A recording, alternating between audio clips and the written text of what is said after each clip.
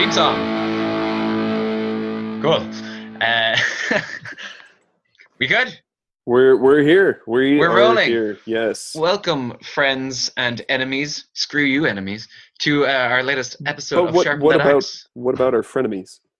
Frenemies. Oh God, I have such a love-hate relationship with those people. God, they won't let me in. Stop pushing me away.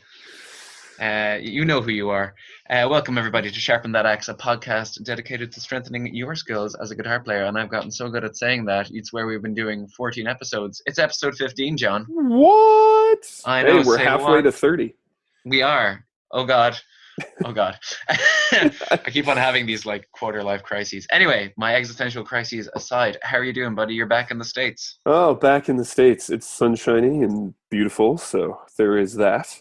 Rub it in. Yeah. It's just we've got the worst. I'm not gonna prattle on about the weather, but we've got the worst combination of weather here. We've got sticky, sweaty hotness with overcast grayness. It's not a combo that I Well, you like should have at stayed in all. Cork. It was lovely. So Yeah, but then lovely for like 2 hours. Anyway, we had to take a break last week because John was relocating back to his native proud land.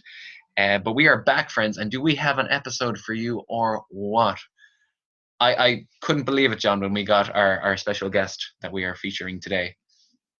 I Very, know. very exciting. Yeah. Absolutely incredible. So do we introduce it now?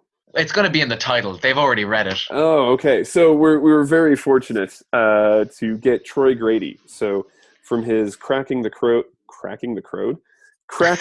code series on YouTube. Yeah. Excellent guitar player, teacher, and they've done so much work figuring out how to make guitar playing easier. It's a fascinating thing. Can't wait to share this with you guys. So we're super stoked about it. Cool. Yeah, absolutely. I will give a little bit more of a background on who he is before our interview, but first it's time for our Lick o' the Week. Oh my. John, would you like to have a listen to the Lick of the Week and we'll get some feedback? Okay, some feedback. All right, I'm plugging it in now. Okay. Yes. Yeah, this is a bit of a teaser because it's a Pedal Talk teaser. Okay, yeah, of course. So, yeah, okay, so you finished? There it is, yeah. There it is. You're good to go. You know what this ending is. with the which means it's either David Lee Roth or it's Rage Against the Machine. So yeah, obviously, something like that. Tom Morello. Yes, absolutely. Memorable licks, great hooks, and what's funny is when I knew a lot of people who were listening to Rage, this was not one of the things I would listen to, and I found myself kind of berating him as a guitar player. I've since come around. Good. That was just Good. because I was into all the shred stuff, and he's obviously not that. But he's such a fantastic guitar player. Great hooks. But if you listen to that, there's this opening. Sorry, there's this like alternate picking run that he does in that song later on. It's just, like some of the stuff is really good. And he mentioned, I remember he mentioned in an interview that he didn't start soloing until like he had everything else down. And like he didn't like start soloing until like way into his 20s, which gave me a lot of hope when I started playing when I was younger. Thank God. But yeah, his use of the whammy pedal. Will we move on to pedal talk? Yeah, why don't we just jump into it? So friends, we're talking about the gosh darn whammy pedal and all its variations and uses and history and everything. This was my decision to make it because I have a love affair with the whammy pedal, but not so much that I'm going to fork out €100 and something to buy one. I'm just obsessed with how it's used in certain sounds. John, what is your impression on the whammy pedal? Your thoughts? It's an amazing little piece of technology. The crazy thing about it is how much goes into it for what a small unit it is.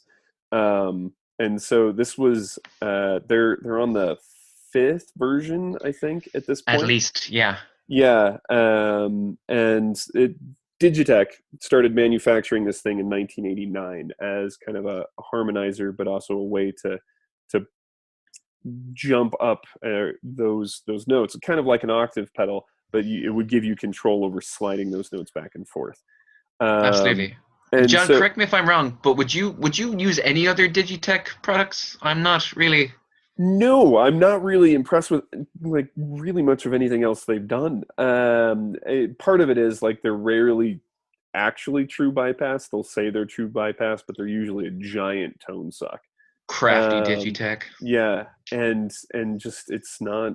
But whatever they've done with the whammy pedal has been stellar. Essentially, before this, you had these massive harmonizer units. So Steve Vai, who's known for using the whammy pedal, he used it a lot on Alien Love Secrets, and then in '93, his Can we just, section sorry, I have to pause you there. That's a ridiculous name for an album. You should be ashamed, Steve Vai. Son Alien of a Love bitch. Secrets. Well, wait till you hear the name of the album in '93. It was called Sex and Religion. So Oh God. Okay, one more thing I want to do a little mini Steve Vai rant. It's my weekly Steve Vai rant.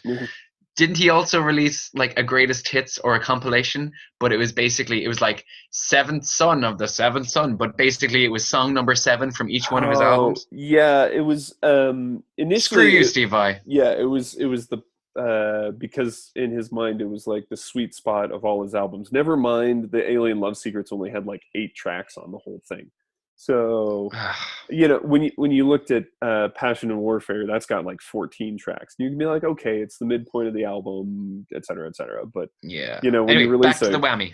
the EP, anyway. So Yeah. Steve Vai, who I love as a guitar player, massive influence on me, but. Mm-hmm. He's a bit weird and he's not for everyone. So in '93, he also used this thing a lot.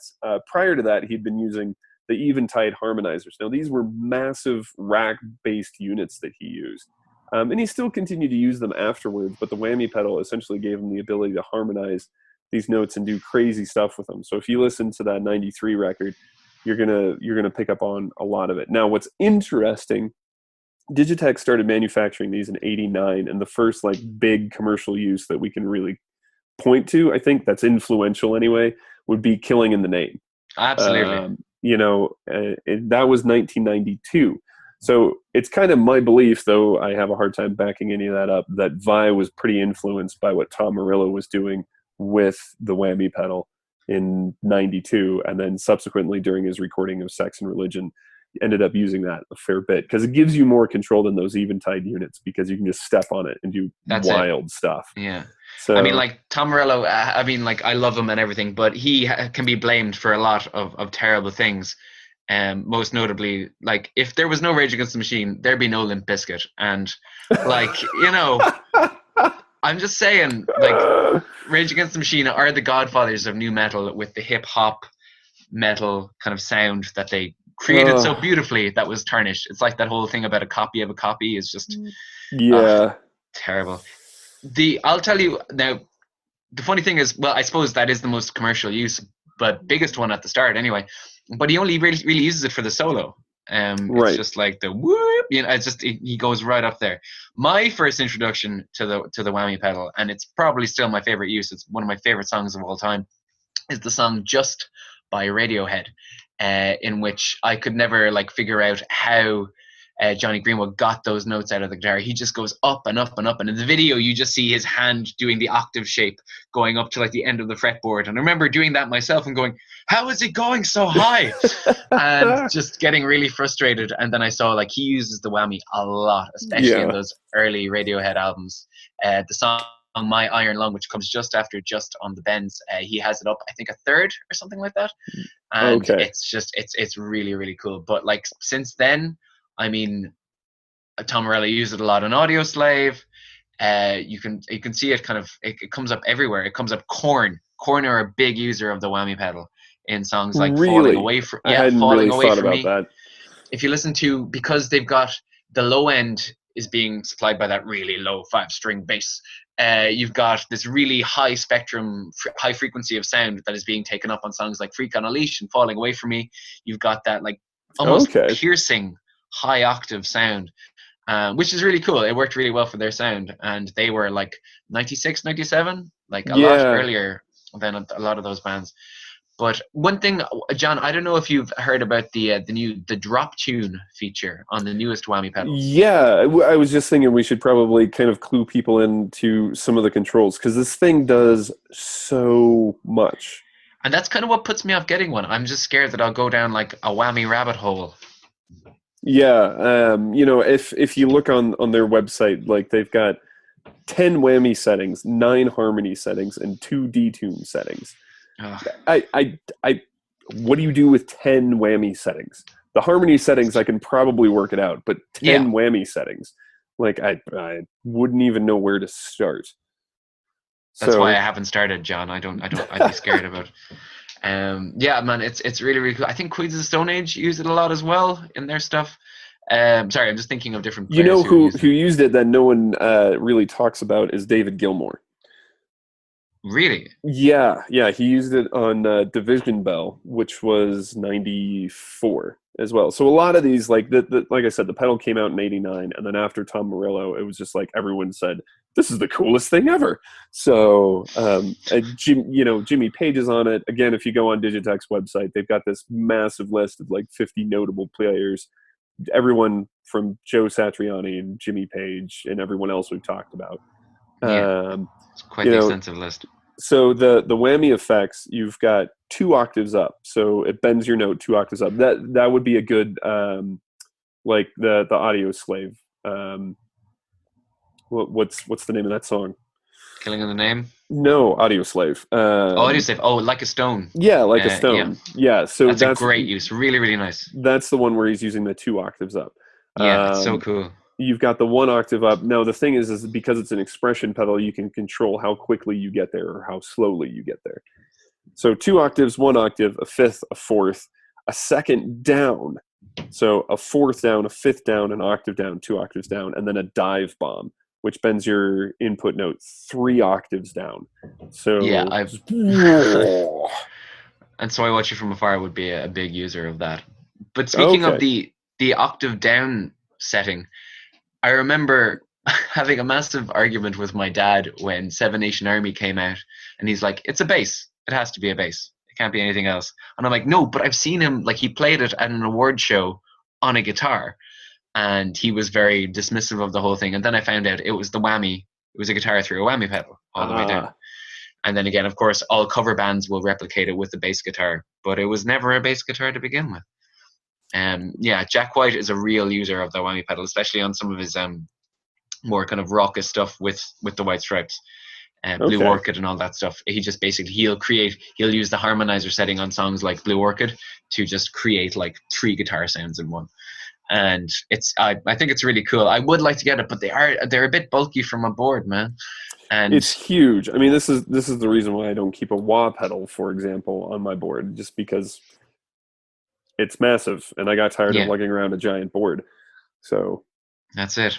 No, it's a hindrance. It's a beautiful monster. it's a Yeah, fun maybe thing.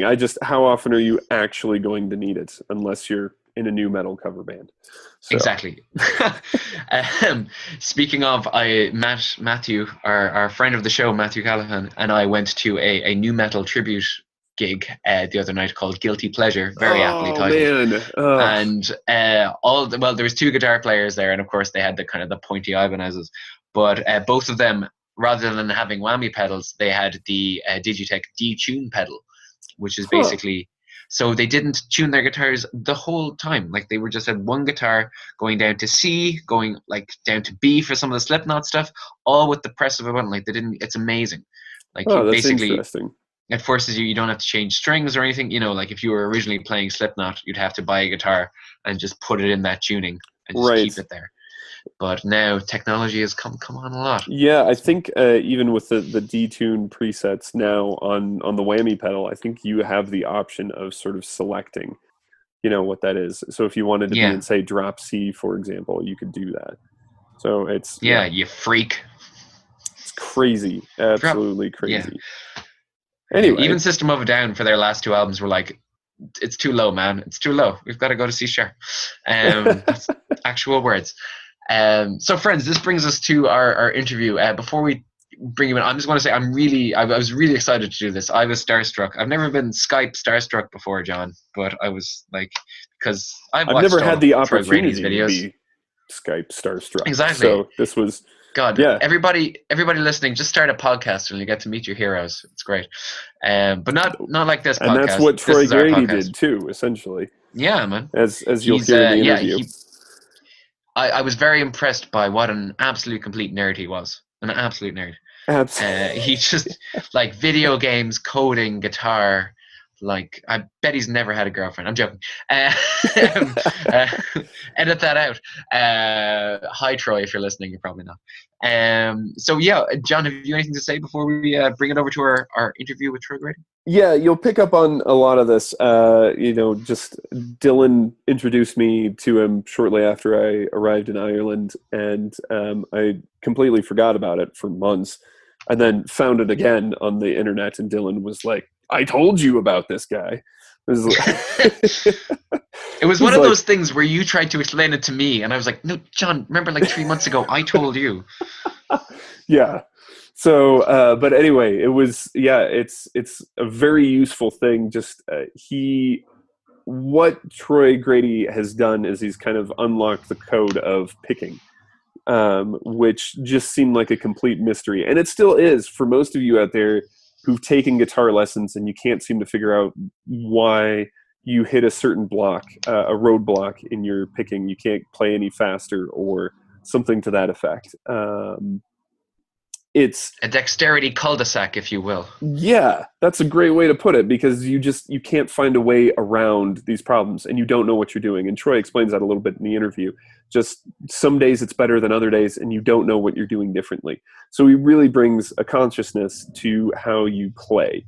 So I thought his approach was really great, and that's part of the reason we wanted to get him on the show and just ask him a few more questions about the development and of his series Cracking the Code.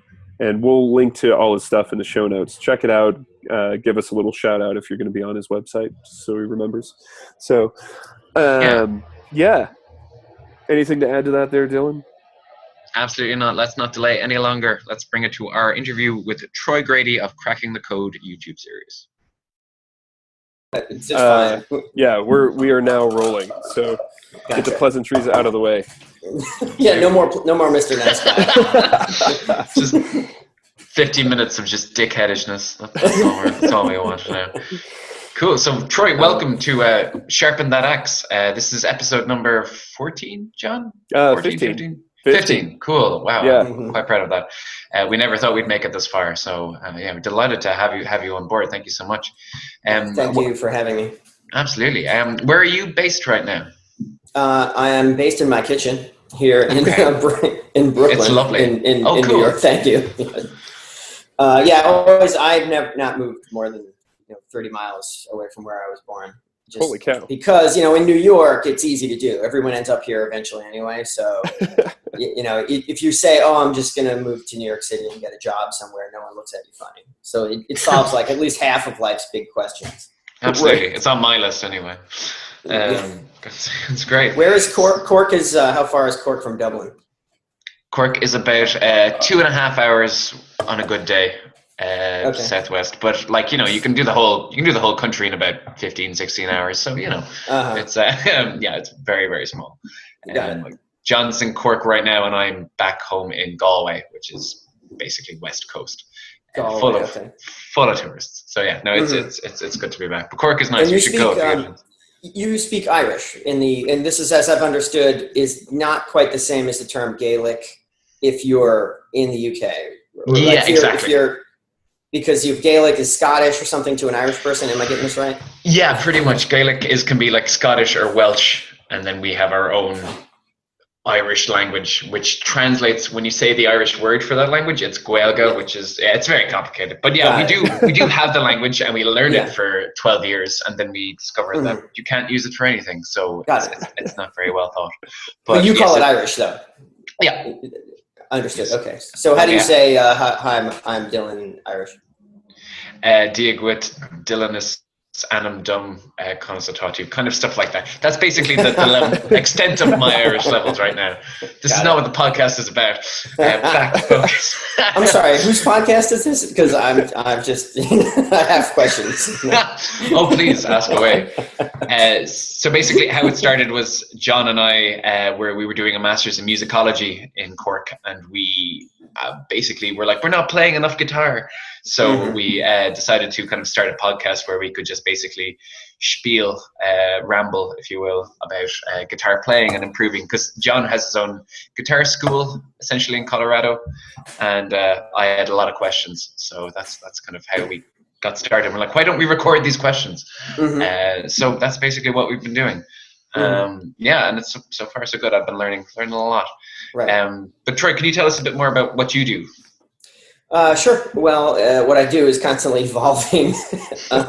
I didn't expect to be doing what I'm doing. I used to be a headhunter I was initially an Italian lit major in college. Wow. Okay. And then I was a headhunter for 15 years, where essentially I was an agent for placing people in software companies and finance. So we did software developers and mathematicians. And so it was a lot of super technical skill sets, and we were charged with locating people that had abilities in certain areas. And you had a list of clients that would hire those kind of people. And that was cool because I had always been a bit of a nerd on the side, and I've been programming since I was a kid, and I took a few CS classes when I was in school. But the guitar thing was always happening on the side of that. Okay. It was always a hobby right up there with like the Atari 800 basic programming and later on the Mac programming. And so I didn't think it didn't even really occur to me to do anything guitar related as a job. And so I was just, again, from Long Island, and I was like, got to pay the rent somehow. So I landed in the recruiting career, and that actually worked out great because it was just, it was sort of a good mix of entrepreneurial skills and verbal skills and a little bit of tech knowledge kind of on the side. And at some point, about 10 years into it, I was just like, this guitar stuff is lying fallow and I should do something with it. And that's when I came up with the idea to put together the slow motion camera rig and start interviewing players. Cool.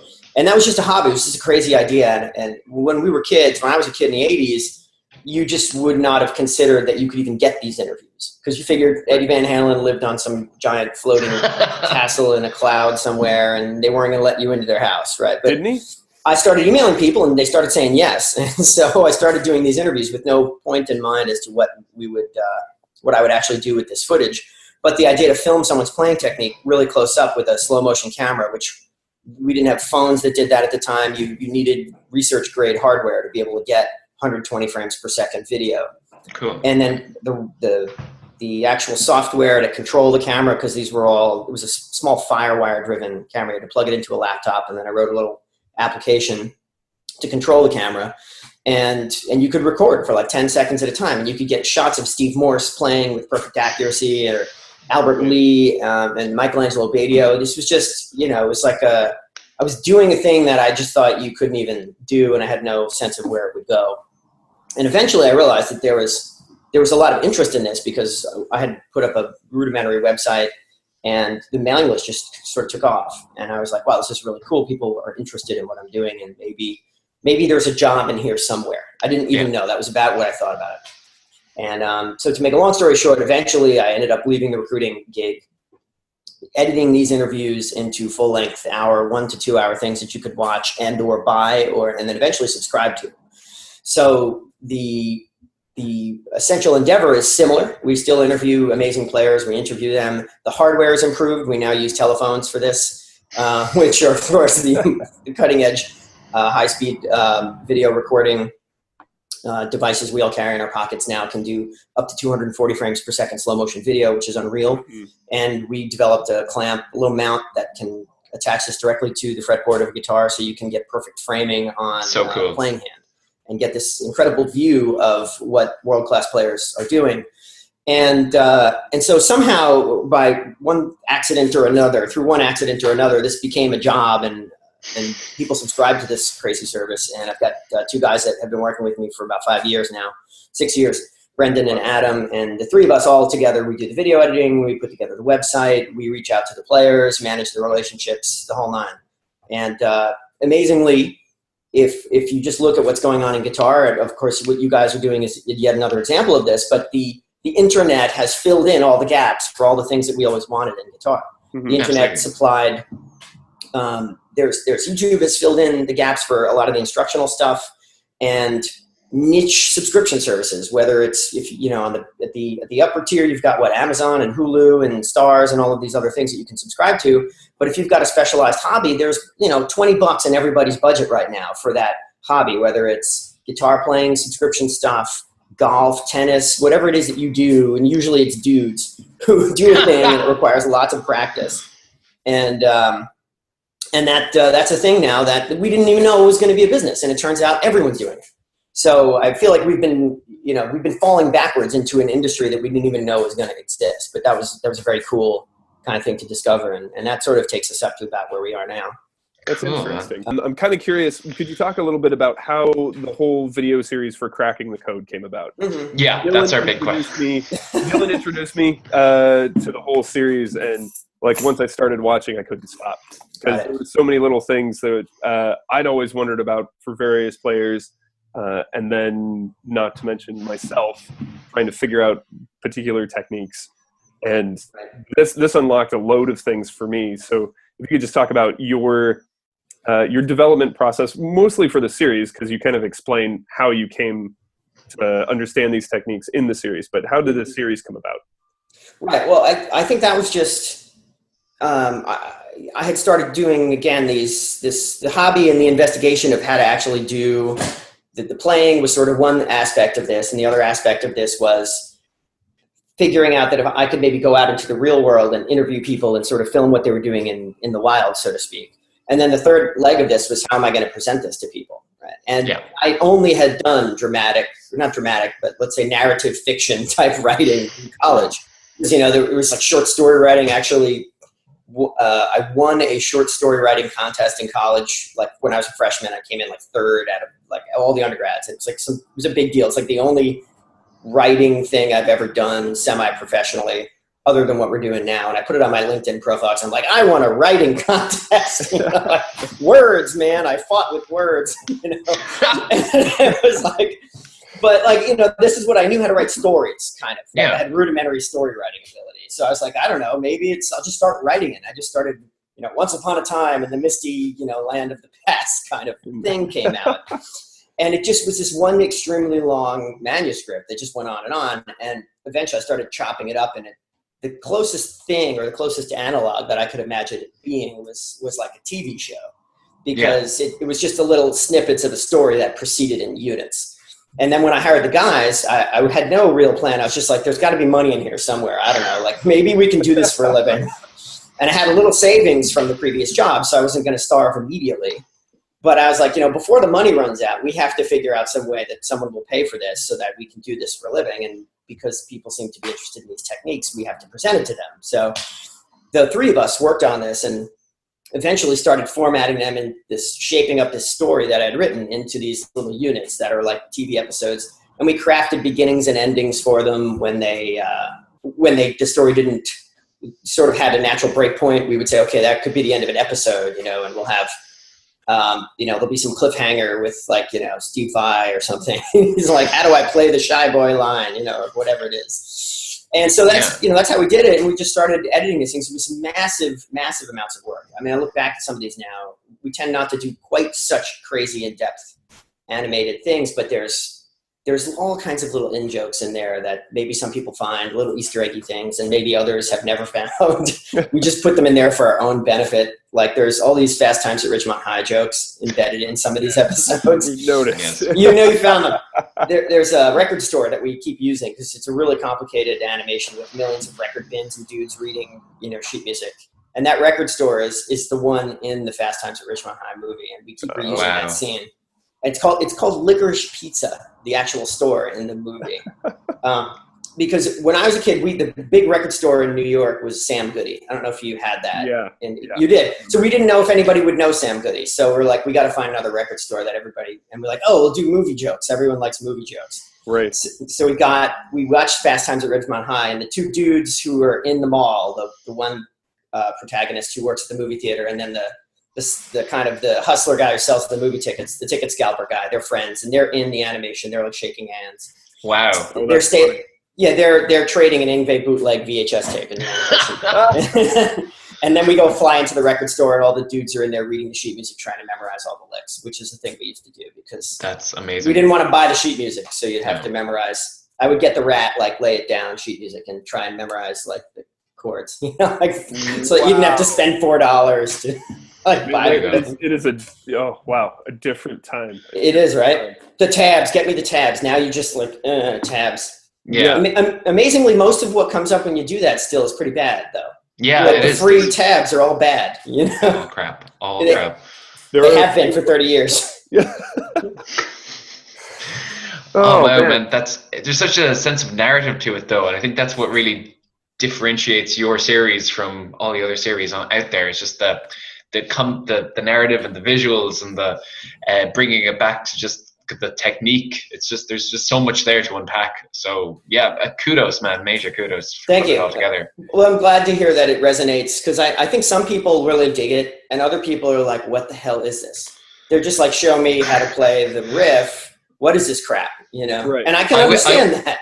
I went from one to the other of both those people. I was like, "What the hell is this?" to "This is amazing." Like, it took me maybe 2 or 3 episodes, but I definitely got there. So good. So Klaus, excellent. And just how I discovered you and showed you to John was the Crossroads. Like I was watching that clip on YouTube from the movie, and then was a related video.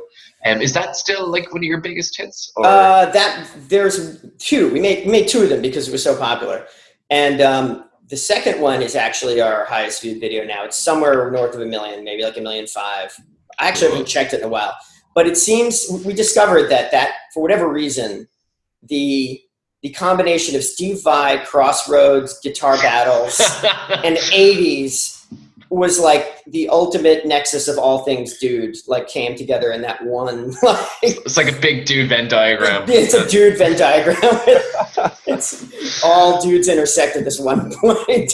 Old, young, because you can like blues and like that movie, and then you get all kinds of comments about Ry Cooder. He really played that. No, he didn't. Yes, he did. There's infinite arguing about that.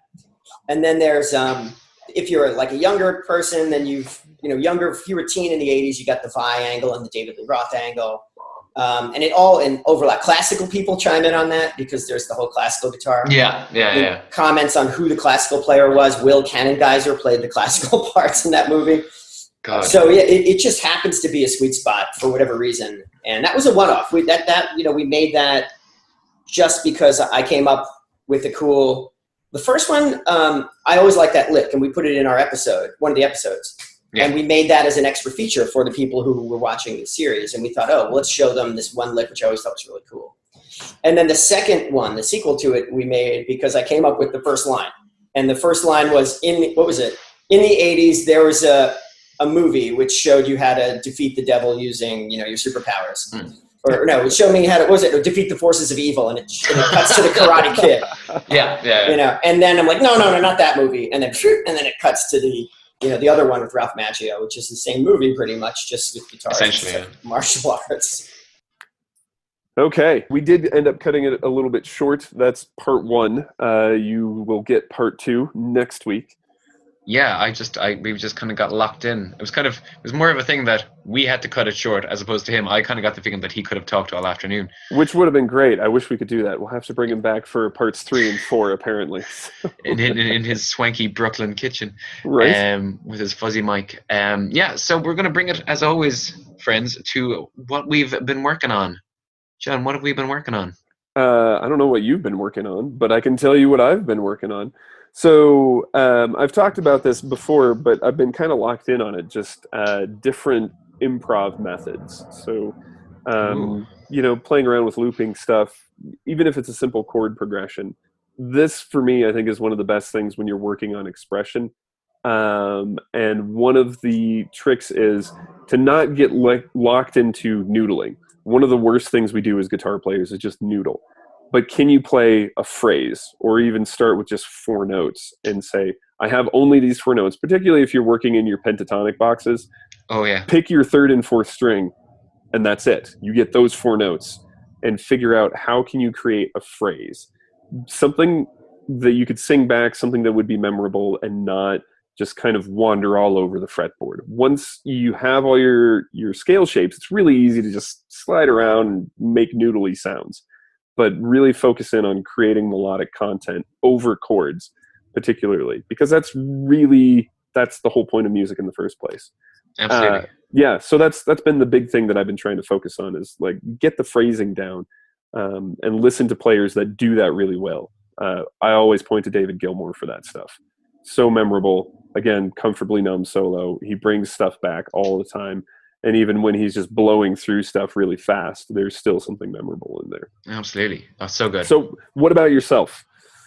I wish I could get that technical, John, but it's my moment to let my ignorance shine. No, actually, there is stuff that I have been working on, and we talked a little bit about it in the last show. Is me learning a lick a day, and trying to repeat it the day after, trying to memorize it during the day, and get the things, basically build up a vocabulary of licks, so that if I could be that guy in the guitar store, I can just pick something and go, oh, well, I can play this, do my little thing, make it seem spontaneous, but it's actually a lick that I've played so many times it has become a part of me, like a limb.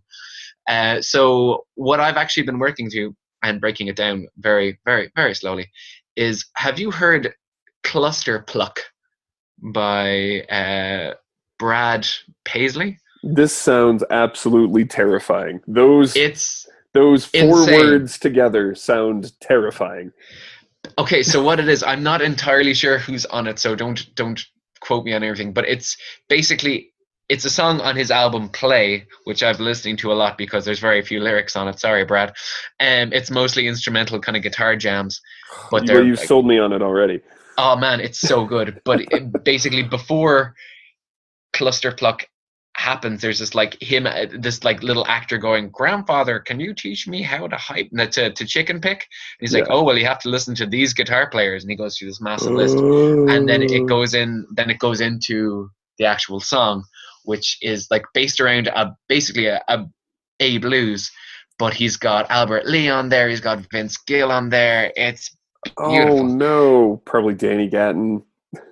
I think Danny Gatton might be on there as well. It's really, you can't really tell, well, I can't, who's playing what, but there's a really long list on the Spotify, featuring but it's all beautiful. So basically I've been working my way through like the first 20 seconds of that, but it's all chicken picked. It's gorgeous. Oh my gosh. Okay, so I just looked it up for you. Albert Lee, Vince Gill, James Burton, Brent Mason. So I got to see this guy perform when I lived in Nashville, and melt your face hot guitar player. The guy could do anything. Look him up if you don't know him, Brent Mason. John Jorgensen, Steve Wariner, and Red Volkert. To be honest, I don't know who Red Volkert is. So shame me if you like, but like the rest of these guys. Oh, okay. Wow. You have to listen to it, man. I would advise anybody that's got any interest in any type of guitar playing to listen to this song. Oh my gosh. That sounds horrifying. And also, I will give a little trick. If you want to start learning the song, the country guitar teacher Jim Lill, Lill, has a series where he breaks down a few of the licks from it, and that's where I've been learning. We'll throw that in the show notes as well. Absolutely, he's all chicken picking hybrid stuff, which is just what floats my boat right down the river. So I'm very also proud that I was able to tell you something, a little guitar jam Brad Paisley thing that you didn't know about. I'm gonna be a little smug. Do it up, man. Do it up. Absolutely. That's what guitar nerding's all about. Absolutely. One-upmanship, isn't it? I don't want to say anything, but So, John, what have you been listening to? Anything? I suppose I could go first, seeing as you went first last time. Oh no, that's fine. We can alternate either way. So, because of the thesis stuff, now fortunately, my thesis is on metal guitar players in instrumental gent. So, nerd. But I've been looking at Sarah Longfield. So she has a band called The Fine Constant. She's based out of Wisconsin, and absolutely phenomenal guitarist. If you look her up, she's mind-melting the way she plays. And it's been a good thing to listen to. But she can be super heavy, but a lot of her stuff tends to be like two-handed tapping, kind of ethereal stuff. So if you do kind of like that sort of thing, it is a different experience. She does sort of get into kind of beat, electronic beat driven stuff as well. So she spans a wide spectrum of things, but primarily Yeah, that sounds pretty wide. Yeah, I'm primarily looking at her guitar playing as it relates to my thesis stuff. So absolutely, there you have it. we need to like highlight all the awesome women guitar players there are out there. I'm sick of this feckin' stigma about that it's all just guys with women's haircuts. Yeah, there you go. There's so many out there right now. I can't remember her name, but the girl that plays for Black Eyed Peas just released a video of her doing a chord melody to like Amazing Grace, and it's just just killer. Adrienne Lowell, I think is her name, something like that. Cool, brilliant stuff. Sweet. Brilliant stuff. Anyway, absolutely. And if anybody has any other women guitarists you think we should check out, please tweet at us at Sharpen That Axe on the Twitter. I suppose what I've been listening to, I've been going to gigs kind of left, right, and center. I've been like at Alt J, and I'm going to see Brian Wilson perform Pet Sounds in its entirety. I'm so jealous of that, man. That sounds amazing. That's gonna be cool, man. Yeah, I'm excited about that. But I can't get too drunk because I am writing a review of the thing. So I get pretty drunk after that. Once I've got put away my little notebook and have a little something. But yeah, so I've kind of been throwing myself into those albums. One band that I've just been digging is actually a band called Charlie Bliss. It's kind of like easy, riff-based rock from New York, which it wouldn't really be my sort of thing, but I just really like it. So yeah, their album Percolator is what I've been digging. But apart from that, that's kind of all I've been kind of going with. That and Cluster Pluck on repeat. Percolator.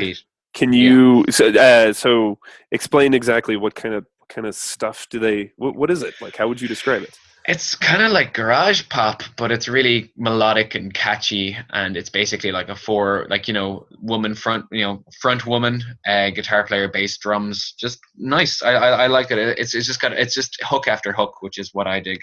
I find myself just switching it on, and then before I know it, the album's over. So yeah, it's kind of one of those albums. It's one of my albums of the year so far, anyway. I really dig it. Yeah, it's all good. John, I want to congratulate you on what has been a very successful episode. We got Troy Grady, we got a whammy, we got everything done. Good stuff. I think that deserves an internet high five. So yeah. Look at us go. Cool. Go friends. Yes, absolutely. Please like, share, subscribe, tell all your people. We are very happy to have made it to episode 15, and we do have some very special things planned for you over the next few weeks. So yeah, stay in touch. Give us a shout out when you can. Like us on Facebook, all that stuff. I'm just rambling now, John. Friends and all your other guitar nerd people. All your guitar nerd people. We are, as we've said on previous episodes, our lifelong goal is to get sponsored by Casper mattresses, so we can get free mattresses. So if you know people at Casper mattresses, tell them we need mattresses. So. Yes, absolutely. All Friends, stay sharp.